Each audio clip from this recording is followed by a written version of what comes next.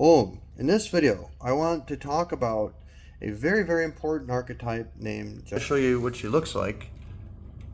And I'm going to talk about her relative to what the Siddhas say about her, because there's a difference between what the Siddhas say and what the mainline Indian tradition is saying. Maybe I'll flip that back around later in the video. So in the mainline Indian tradition, Jayasta Devi is associated with bringing poverty, bringing misery, suffering, hardships. And this is a wrong concept according to Siddhas. Before we go any further, I want you to check out a link in the description of this video. It's going to be down below. It's going to link you to a website, augustir.org, about Jayasta Devi, with revelations from the Siddha Venkatraman, a very powerful, important Siddha who Dr. Pillai has given his high respect for. Very great Siddha from Arunachala, the Mountain of Fire. And he's in the Agastya lineage. He gives some profound revelations that you're not going to find anywhere else about this very important being. Now, why is she important? Who's she important to? For those who are manifesting money, and even if you already have money, Jayasta Devi is vital, and I'm going to tell you why. So she's often considered to be the sister of Lakshmi. Sometimes she's represented as the owl.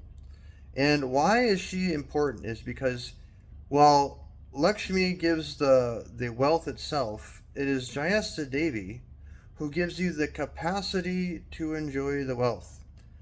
So if you have money but you don't have the capacity to enjoy it, for example, one of the examples they give in that article is about a guy who has diabetes, but he loves chocolate. So he has all the money in the world now to buy the chocolate that he wants, but he can't enjoy the chocolate because he's got diabetes. Similarly, there's other ways that money can't, if you don't have the means to enjoy it, whether it's health problems, whether it's relationship problems, whether it's legal struggles, unforeseen problems, other things like this that can make it so even though you have all the money in the world, there's this constant disharmony. There's no peace in it. You can't find any peace to enjoy the money, to enjoy the wealth, to enjoy the family, to enjoy all the beautiful things in life. You have to have a peace. You have to have a peace of mind. You have to have the capacity to enjoy it, and that is what Jayasta Devi does. There's a great story of her, and I'm not going to share all of it. With this, she comes into prominence during the churning of the ocean by the demons and the devas, and she performs a great sacrifice on behalf of everybody to make sure that the wealth can be enjoyed. So I want you to go and look at that article if you're watching this video. If you're doing the vision boarding with me, or where I'm doing a lot of the vision board is sections of areas of my life, and I'm having pictures of the being or the yantra, and I'll gaze at them for a while.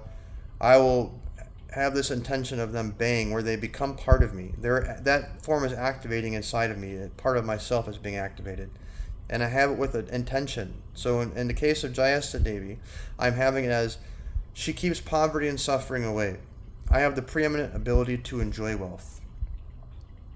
So I want you to check out that link.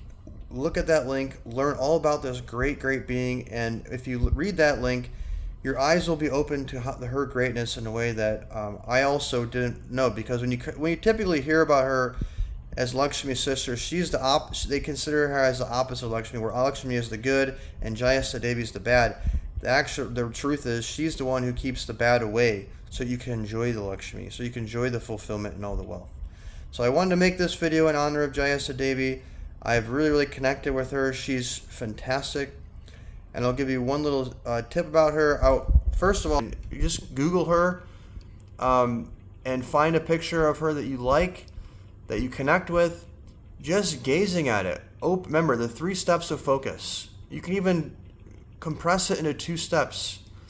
Open and clear. That's step number 1. You're commanding your mind. Open and clear means you go into that blank slate state.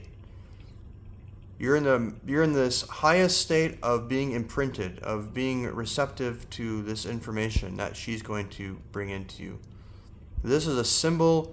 Your soul understands what this means, and this image is radiating incredible energy, and I can personally attest to this. Step number 2, you're receiving with gratitude. you are experiencing the gratitude of what she is doing, what your declaration is. So